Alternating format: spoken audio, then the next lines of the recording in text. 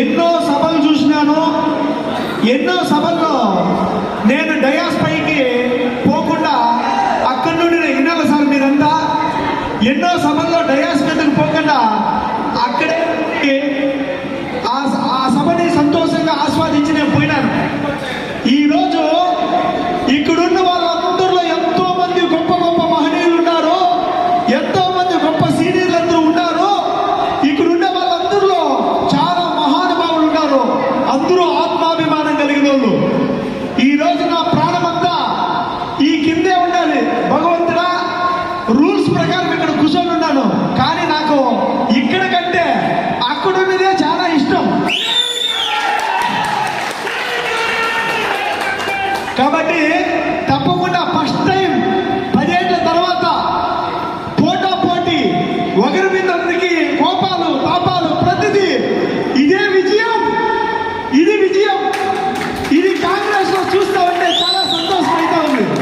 ఎందుకంటే చూడు, పెద్ద ఆయన మహానుభావుడు ఆయన వచ్చినారు, ఆయన సీనియర్ మోస్ట్ లీడరు.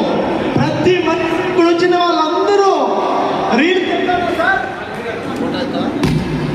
ఇక్కడ హలో ఇక్కడ డయాస్ పైన డయాస్ కింద అనే భేదాభిప్రాయాలు ఏమీ లేవు. తప్పకుండా మనమంతా ఒకటే. అందరం కలిసి సభ పైన ఉన్న వాళ్ళు, సభ కింద ఉన్న వాళ్ళు అందరూ సంతోషంగా ఈ సభని సక్సెస్ చేసుకోవాలని చెప్పి మనస్ఫూర్తిగా కోరుకుంటా ఉన్నాను. పలమనేరు కాన్స్టిట్యున్సీలో ఉండే సీనియర్ మోస్ట్ నాయకులందరూ ఒక్కొక్క మండలం నుండి కనీసం 150 నుండి 200 మంది, 5 మండలాలు, పలమనేరు మండలము, గంగవరం మండలము, పంజాని మండలము, బైరుల్లపల్లి మండలము, ఈకోట మండలము, ఈ విధంగా 5 మండలాల ప్రజలందరూ, 5 మండలాలు నాయకులు, సీనియర్ మోస్ట్ నాయకులందరూ ఈరోజు ఇక్కడ విచ్చేసినారు. ఈరోజు ఎందుకు మనమందరూ ఇక్కడికి వచ్చినామంటే, సిరిమలమ్మ గారు సోమవారం రోజు 4 గంటల నుండి 6 గంటల వరకు మన పలమనేరులో ఒక మహాసముద్రాన్ని చూడబోతా ఉన్నారు. ఈరోజు సిరిమలమ్మ గారి మీటింగ్ సక్సెస్ కాగలదని ఎన్నో శక్తులు, పెద్ద పెద్ద మహానుభావులంతా ఎక్కడెక్కడికో ఫోన్లు చేసి కొన్ని అవాంతరాలు కూడా అచ్చరికడదు ఇచ్చరికడదు అనేది వైభవాలంతా చూసినాం. నిజంగానే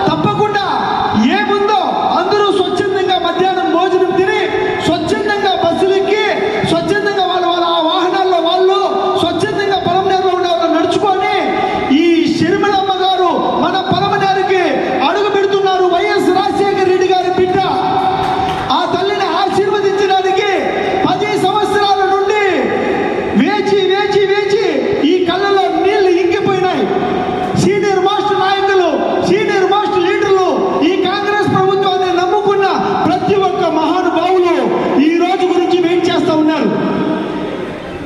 రానే వచ్చింది 10 సంవత్సరాల నుండి 2 ప్రభుత్వాలని చూసినాం, 2 నాయకులను ఎన్నుకున్నాం.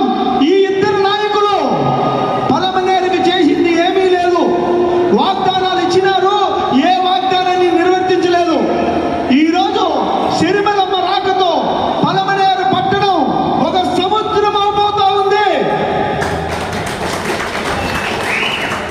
తప్పకుండా అది సంఖ్య 5,000, 10,000, 20,000, 30,000, 40,000, 50,000 మంది అనేది ఆ భగవంతుడు కృపా దయ. డబ్బు లేకుండా స్వచ్ఛందంగా ప్రతి ఒక్క మనిషి కదిలి రావాలని చెప్పి మనస్ఫూర్తిగా పలమనేరు కాన్స్టిట్యూన్సీలో ఉండే ప్రతి అమ్మకి, తాతకి, బిడ్డకి, చెల్లికి, అక్కమ్మకి, ప్రతి ఒక్క మహిళకి నేను విన్నవించి కోరుకుంటా ఉండేది, దయచేసి ఒక్కసారి మన సిరిమలమ్మ సభకి స్వచ్ఛందంగా రండి. అదే మన గెలుపు, కాంగ్రెస్ గెలుపు. ఇంతటితో నా ప్రసంగాన్ని క్లుప్తంగా ముగించుకుంటూ, ఆల్రెడీ పలమనేరు మేనిఫెస్టో నేను రిలీజ్ చేసినాను. పలమనేరులో ఏ ఏ సమస్యలు అయితే, నీటి సమస్యల నుండి రైతులు ఎదుర్కొన్న సమస్యల నుండి అన్ని సమస్యల్ని దృష్టిలోకి తీసుకొని నేను పలమనేరు మేనిఫెస్టో రిలీజ్ చేసినాను. అన్ని ఛానల్లో చూడండి.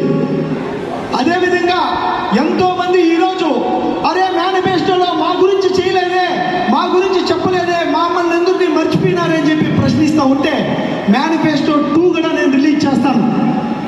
ప్రతి ఒక్క వాగ్దానం ఏదైతే ఈ పలమనేరుకి మాట ఇచ్చినామో